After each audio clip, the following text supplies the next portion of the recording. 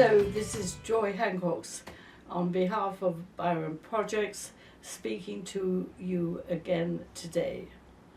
I want to talk really rather collectively about and give you a summary as to why and how I'm producing these.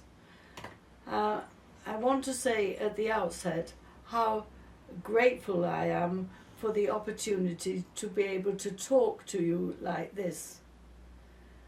In this way, I am in my own way speaking truths as I see it, and I am not inhibited in any way, and I am talking to you truthfully as my project work has unfolded.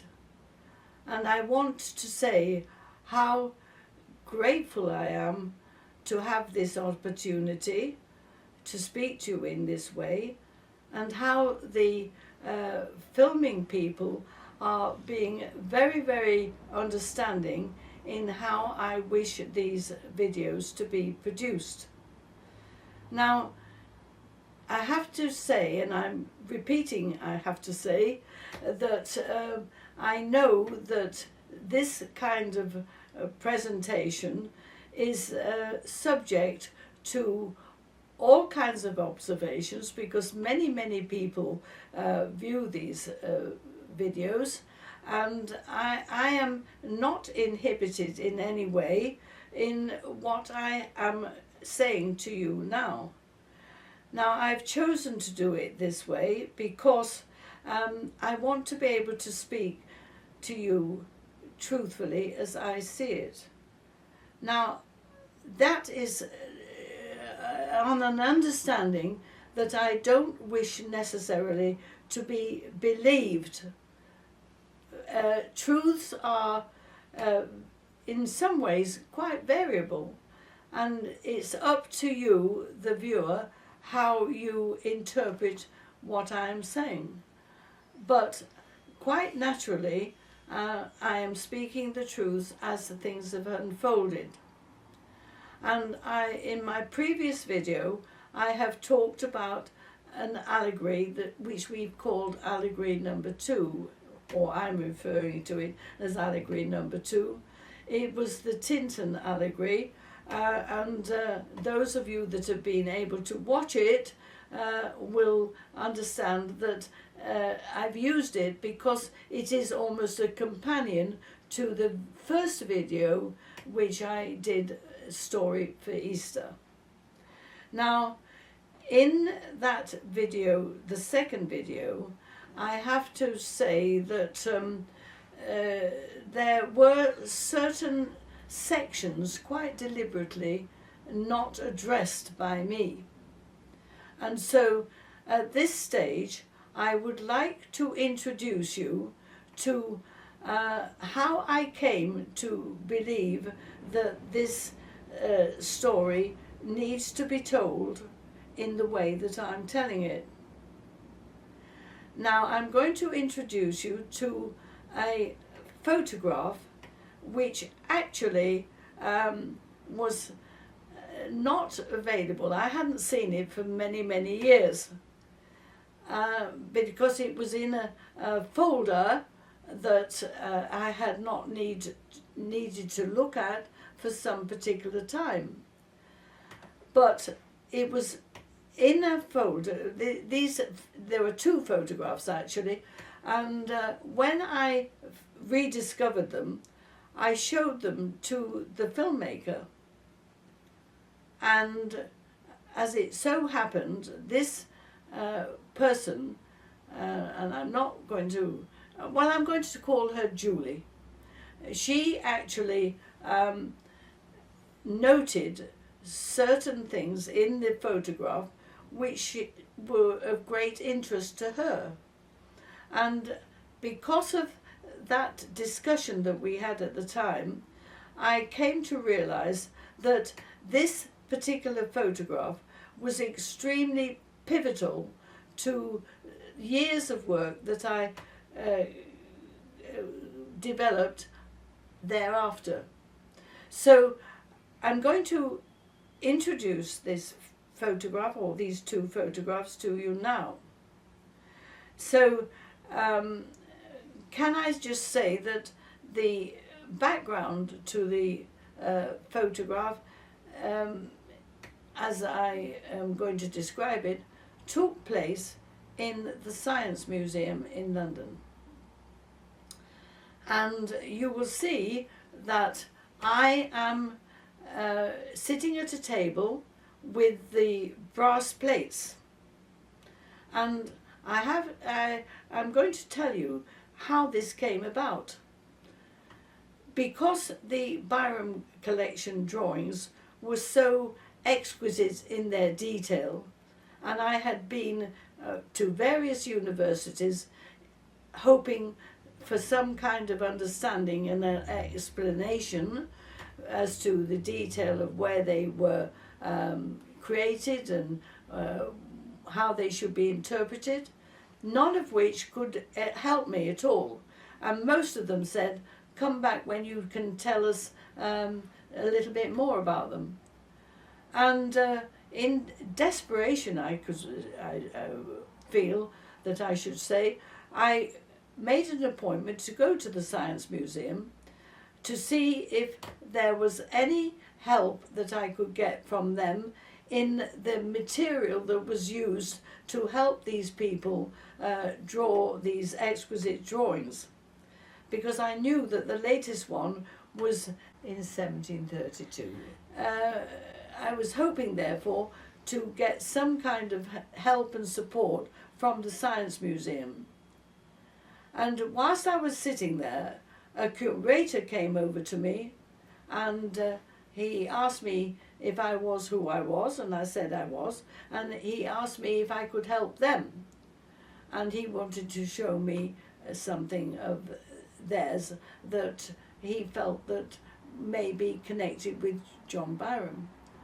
And what he did was to show me drawings, or plates actually, that was some of them of which were in front of me at the table in which you're looking at this photograph.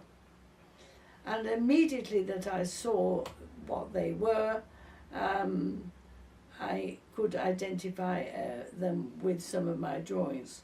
And in a nutshell, that was the beginning of an interaction with the Science Museum that carried on for some particular time. Now, ultimately, what happened was that some of them were sent to Oxford University to be dated. And suffice to say, they were dated early 1600s. And I knew that they were connected with some of them were connected with the Elizabethan theatres.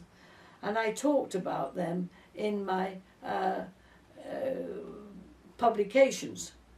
Now, you will see in the photograph that there is a gentleman standing with white hair behind me as I am pointing to something on the table. Now, that is Professor Emeritus John Gleason from San Francisco University. And he actually had asked to come and visit me in my home here to discuss a thesis that he had written, which was about Klaus Vischer. Now, Klaus Vischer was responsible for the panoramic view of London, which showed the Elizabethan theatres, some of them, the Globe particularly, and is named, and it shows it as an eight-sided building. Now, that is how I identified some of the Globe drawings myself. I identified them as eight-sided building.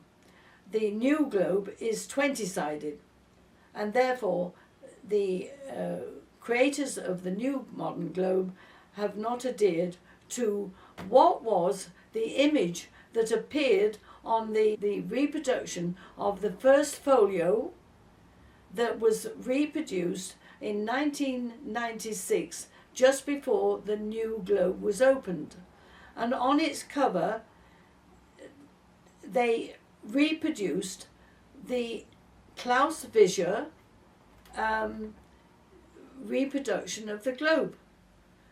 That was there on the cover, and this had been published by Norton's of New York in America for the reopening of the new globe. And so they even showed it as an 8-sided building, and yet the new globe was 20-sided. Now, Professor Gleason had written a thesis which he had submitted to the academics because he wanted it publishing, and they refused.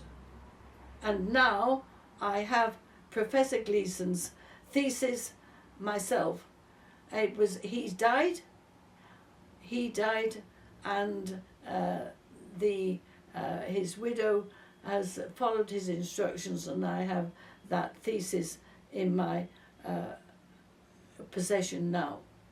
Now, that is why Professor Gleason is standing there with me, because he brought an architect to my home here to discuss this whole business. Now, if you move over to the right in the photograph, there is then Professor Dr. Bill McCann. And Dr. Bill McCann is responsible for the radar work that was done in London. He ran the Clark Laboratory. We've spoken about him before in earlier videos, and he was there with Professor John Gleason at that meeting.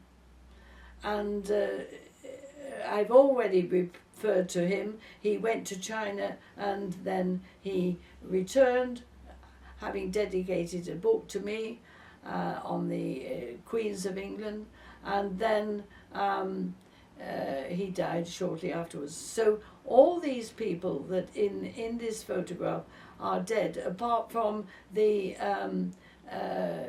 curator that is there on the right with folded arms. Now, the last person on the photograph, apart from the curator who's standing there with folded arms looking on, there's Leon Quickmore. He was the staff inspector for the creative arts from the Department of Education and Science, and he was well aware of my researches for many, many years, and it was in consultation with him and some other professionals that it was decided that maybe I should take my research even more seriously than I was at the time.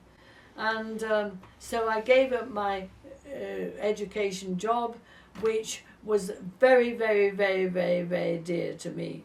I loved every moment of my time in that position, and I have very happy reflections of those years now, and I use some of those memories very carefully in how I apply what I am doing even to this day. And the filmmaker, and I'm referring to her as Julie, was the person that really noticed this photograph. What she particularly noticed was the top of the game professionals that were collectively in this photograph that I was addressing at this particular time. Now, at that time, I was not absolutely certain that the brass plates had been made at Tinton in Monmouthshire. But it was through this study that I arrived at the brassworks associated with the Tinton Abbey in Tinton. After the meeting at the Science Museum, we retired to the Bonington Hotel and were joined by George Murcell, quite a well-known actor and artistic director of St George's Elizabethan Theatre in Islington, and with him was his personal assistant, Susie Hardy. Now, George Murcell had been in touch with me because, as a matter of fact, he was involved in researching the site of the New Globe himself, and also the theatre, as a matter of fact, the precursor to the Globe. And of course, Susie Hardy, who incidentally is the only one that is surviving that group. All the others have passed on, apart from me, of course. And she actually was a very experienced member of the theatre herself, and was in fact present when I did the interview for Forbidden History with Bruce Burgess.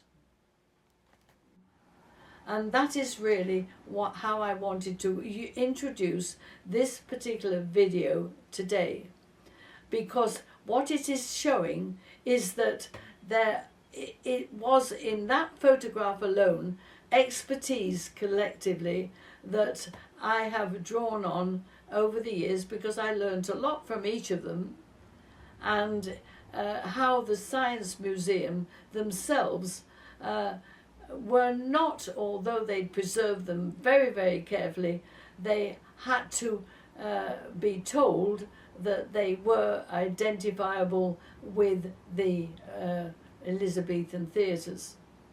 And that is how they were, because I've had models made of 6 of the Elizabethan theatres as a result of those plates. And also I arrived at Tintern, which was the bedrock of where they were founded and where they were made, and my previous videos have shown how that area was directly involved in the unfolding of the Shakespearean story, and so it will continue.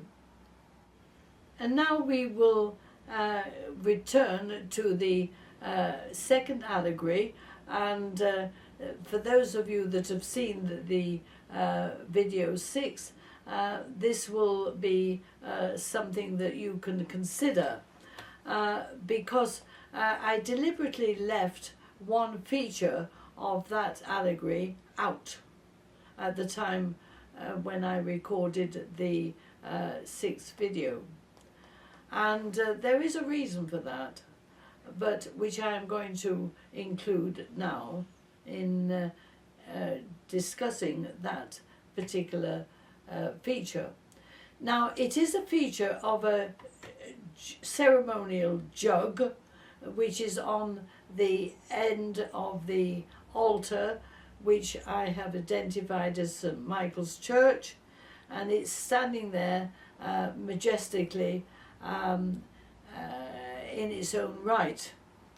And that feature, you can't imagine how pleased I was to be able to say this to you. This feature is an exact replica of a jug that was for years and years and years standing in the St Denis's Cathedral in just Paris, or shall we say the St Denis's Church in Paris, but it can be identified with Abbot Sugar, who was resident there in the 1100s. He had been there since his early childhood, and identified some memorabilia in the church, of which the jug was one, and it can be traced back to the Egyptian, an Egyptian artifact, and he decided to develop that feature himself and had it made and designed into a jug of that's identical to the jug on the altar in Tintern Church. The only feature that is different is that the main part of the jug is on the St. Denis's jug is sort of an amber, but on the Tintern representation of it, it's blue. And that is absolutely deliberate. It's a deliberate feature that's added by the artist of this particular allegory. And that blue can be identified as the blue in the dress attire of Bishop Hooper, who was originally, or in his earlier years, part of the White Friars of Bristol. And the White Friars of Bristol had been created by Edward I, King Edward I, who is very, very strongly linked with Tintern for his identity with the Tintern Church and his own family members. And so Bishop Hooper is, if you can see in the allegory, he's also featuring the Bristol blue as a reminder of his heritage, his own particular heritage and connection with the White Friars of Bristol. Now, why should this feature of blue be identified and be connected with this allegory? This suggests that there is a late introduction or a late connection with this allegory, which is associated with the Bristol blue. The blue is connected with Bristol, but that is a much later feature of the history of Bristol. So why should it be included in this allegory? And I am suggesting that it is associated with John Edmund Stock. And so I have to concentrate on John Edmund Stock for a minute, because it's quite an unusual name, and it is a name that hasn't cropped up before. So who was he then? So actually he's a descendant of Thomas Herbert, and it happened this way. Thomas Herbert was married to somebody called Lucy, and she eventually died. They had children, and they inherited the main estate. But he did remarry somebody called Elizabeth Cutler, and they had a child. And Edmund Stock John Edmund Stock is descended from that line. And I have the genealogy, and genealogy can be seen in my hidden chapter for that family. But this particular gentleman, as a student, he was a devotee and a supporter of the French Revolution in its early stages. And as a student, he was arrested and charged for his support of the French Revolution, and some of his colleagues were executed. He escaped and went to America, and he was a student studying medical practices, and he finished up and qualified as a doctor. And he returned to England, having been a very devotee of the Christian church, and in one of the Christian churches in America. And he returned to Bristol and set up a practice there, and eventually became a doctor on at the Bristol Royal Infirmary.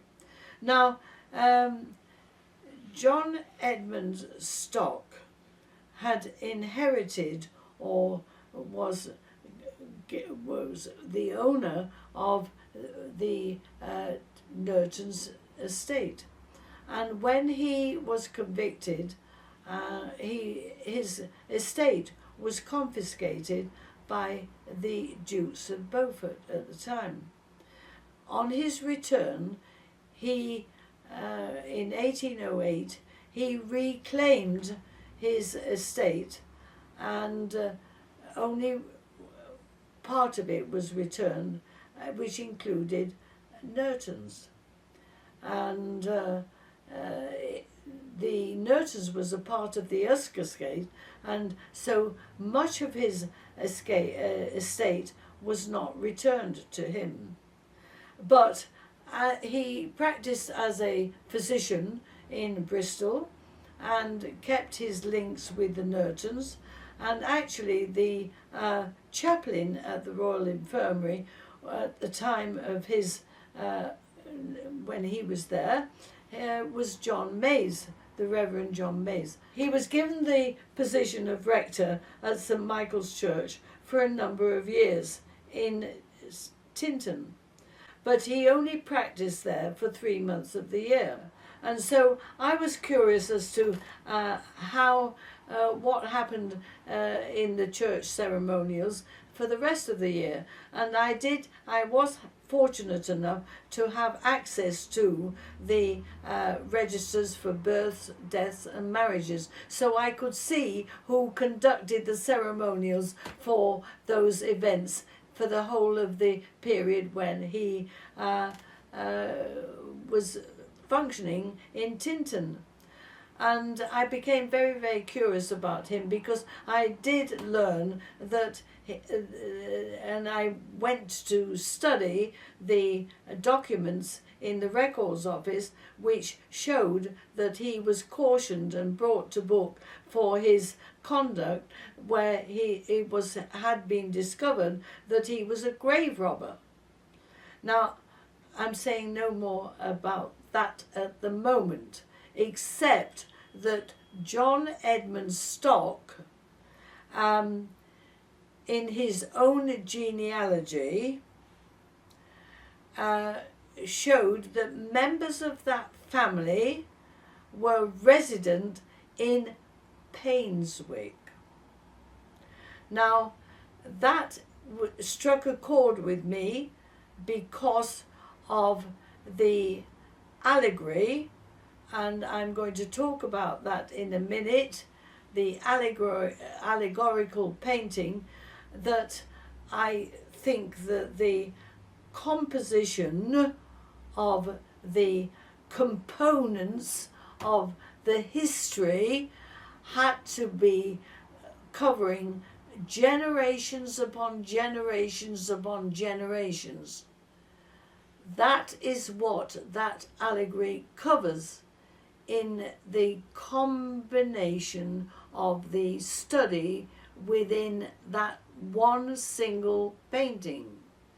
And I felt that the only person that could have that knowledge was Thomas Herbert, who owned Nurton's, and when it was part of a college for general religions at that time, Hermetic religions. Now, we have to consider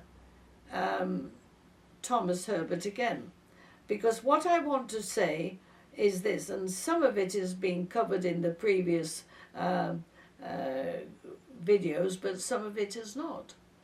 Now, Thomas Herbert was the companion to Charles I up until his death, and John Dee's son Arthur was the physician to Charles I. Now, Thomas Herbert was a member of the 3rd Earl of Pembroke, William Herbert's family. And William Herbert, the 3rd Earl of Pembroke, became his patron. And Thomas Herbert was the person who accompanied, and I've talked about this earlier, he accompanied Francis Bacon on his journey after his contrived death on the 9th of April in 1626.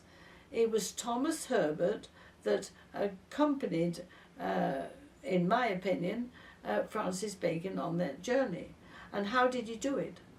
Because at that time, William Herbert had a boat and a ship that was part of a fleet that toured the Africas and the Persias and Chinas and whatever. And Thomas Herbert accompanied Francis Bacon on a journey with the Cotton family, who had, I don't know whether they'd commissioned it or not, but on a ship that was owned by the 3rd Earl of Pembroke, and it was called the Rose.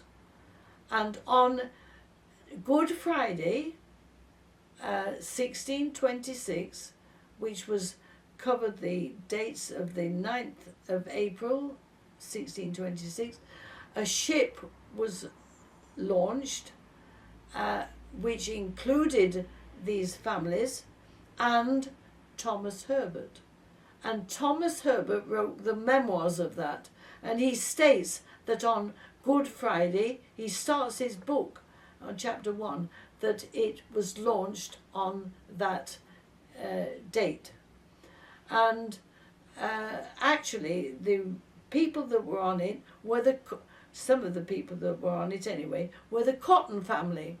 And the Cotton family were very, very important in the history of John Dee, because it was the Cotton family that had found the diaries of John Dee in the grounds of Mortlake. And a lot of the history of John Dee can be traced to those memoirs. And we're not going to talk about that now, except through the connections with Thomas Herbert, because the Cotton family knew an awful lot about John Dee, and they would have shared it with Thomas Herbert at that time. And of course, Thomas Herbert then, as we know, was complicit to and right up to the death of Charles I, and wrote his own memoirs of that occasion in a memoir that covered 2 years.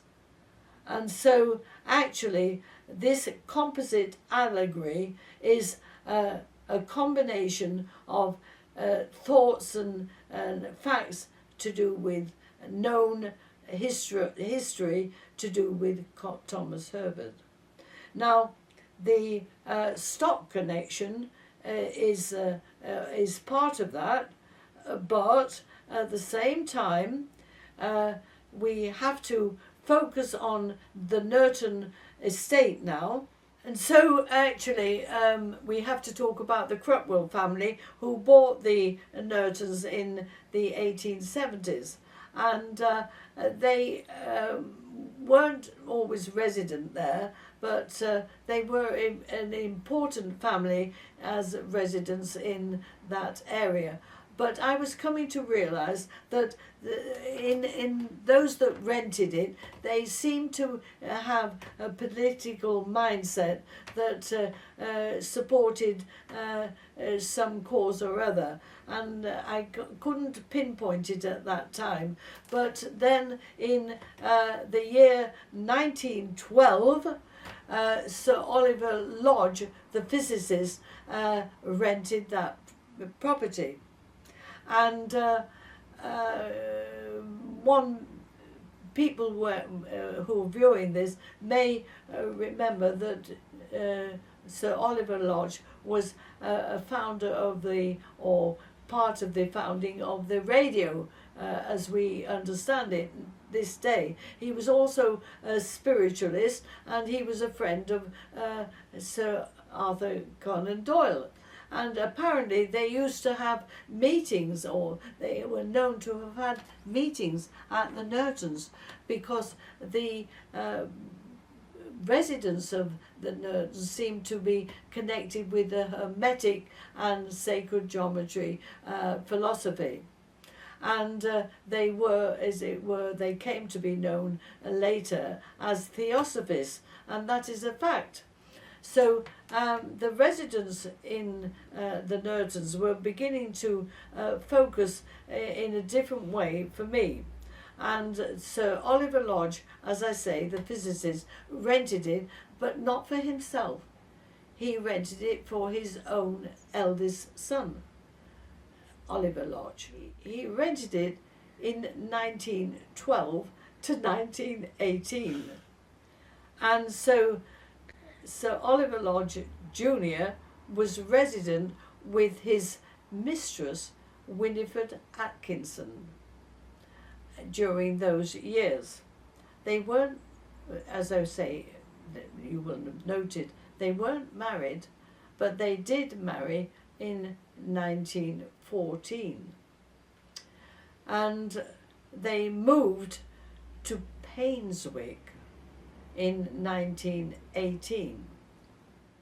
Oliver Lodge, even when he was at Nertons, he was described and is described as an architect as part of his talents, and he worked for Detmar Blow, and Detmar Blow was a very eminent architect in his own right, and he had designed a house for his own use, and Oliver Lodge helped him to design that house.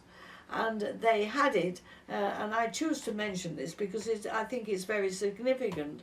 They had a wall in it, designed and constructed in that, to house a tapestry that was made at Mortlake, and that is the residence of, or was the residence of, John Dee. And King James founded that tapestry organisation in 1619 near to John Dee's residence.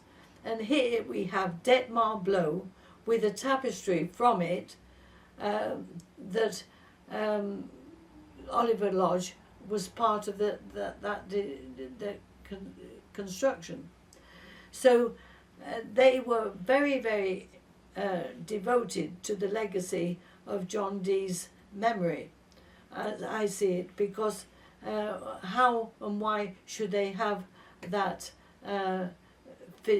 feature built into the residence? That residence is now used for weddings and ceremonials in its own right. I have been there. So actually, the Oliver Lodge Jr. was a very, very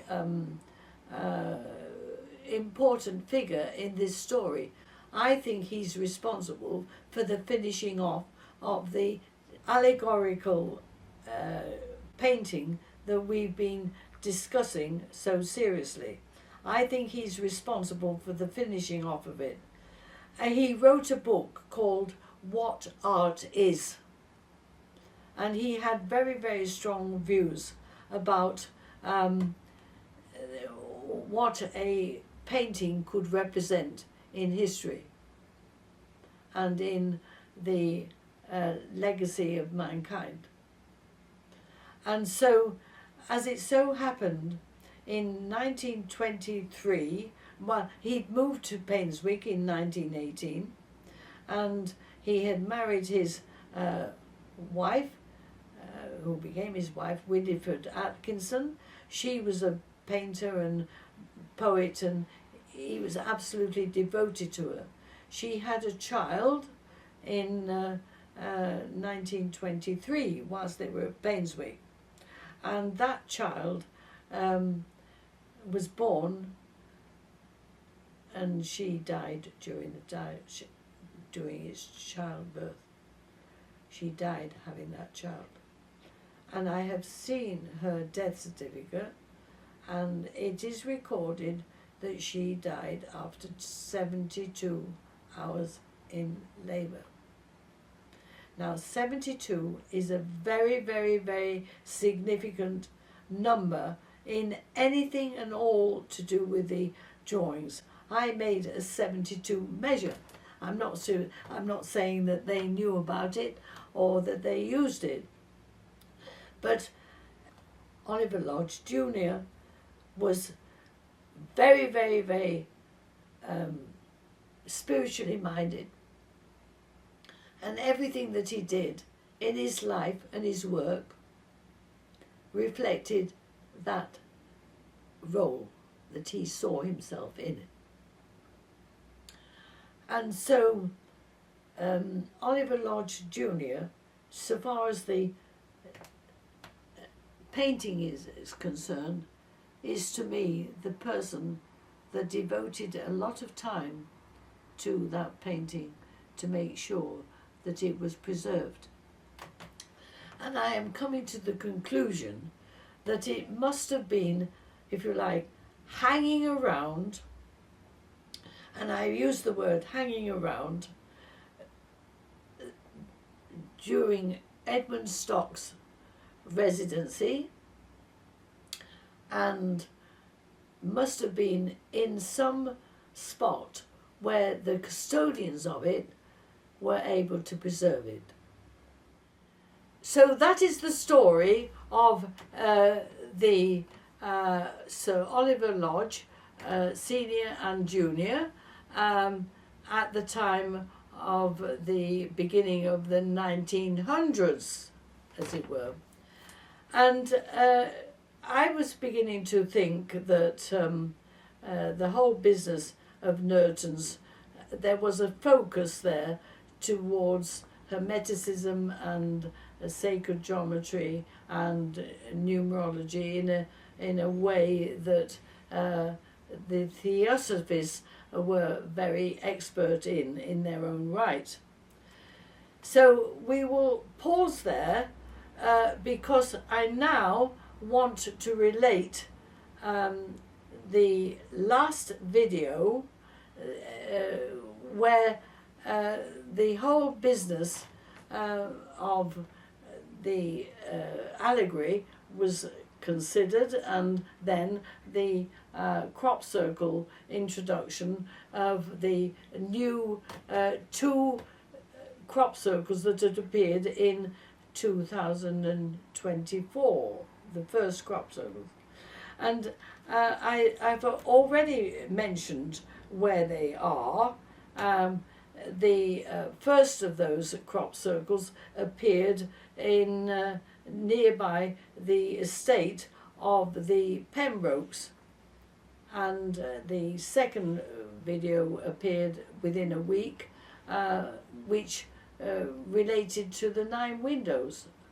And now I want to go back to remind people about something else that can be associated with that incident, or the incidents of that first crop circle of 2024.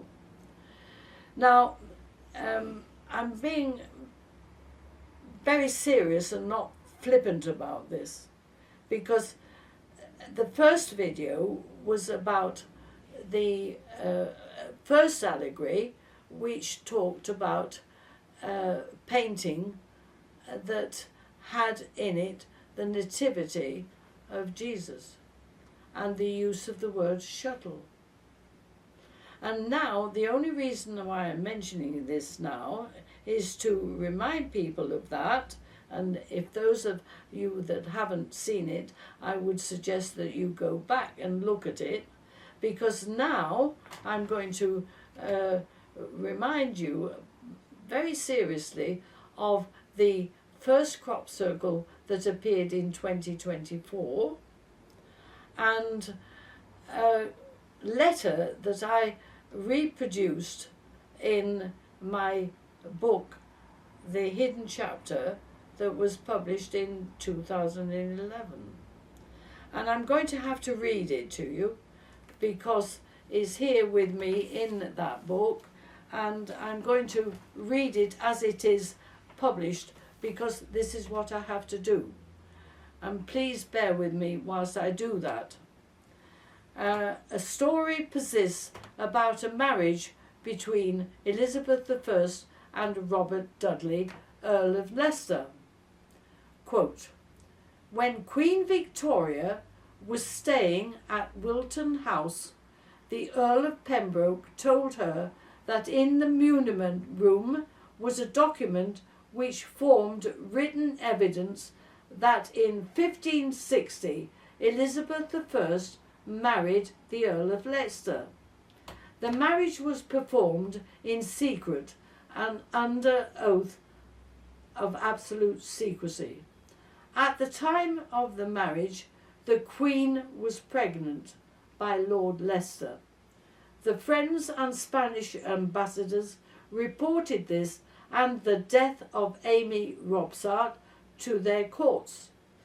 They also told the Queen that if this was confirmed by her marriage to Leicester, France and Spain would jointly invade England to remove the Protestant Queen and replace her by a Catholic monarch. Queen Victoria demanded that this document should be produced, and after she had examined it, she put it on the fire, saying, "One must not interfere with history." This information was given to me by the 15th Earl of Pembroke, the grandfather of the present Earl. Signed, Andrew Lyle. Now, there is a reference of a note which I have to add, which is as followed, and I report it in my book, The Hidden Chapter. This story, dated 2001, is included in an issue of the newsletter of the Shakespeare Authorship Information Centre, Director Francis Carr, sent to me in 2002 after the publication of Kingdom for a Stage. Now, I include it because of the video 1, where you have in that video a nativity scene, which I have explained very carefully my interpretation in the video 1. Now, I include this today because the video 6 talked about these crop circles appearing, and I have to say that the inclusion of the windmill crop circle on June the 12th in 2024, in my opinion, could not have been an accident. When I saw it, I was absolutely astounded because it matched up what I had said in the first video, or had implied in the first video, in the interpretation of that, which other people can see. Now, I had been alerted and questioned by a telephone call from the American consultant, had there been any crop circles this year. And I had said that there were none, which there were not at the time. Within a week, this one appeared. And it so coincided in its position with what I had been doing in video 1 that I could not help but think that something and someone or a force had been responsible for producing that at that time. I am certain myself that it could not have been an accident. And with everything that's going on in the world today, I reminded myself that Neville Barker Cryer told me that my duty as a research worker was to report what I found, and it was up to others how they interpreted it. I am doing that today. Thank you for watching.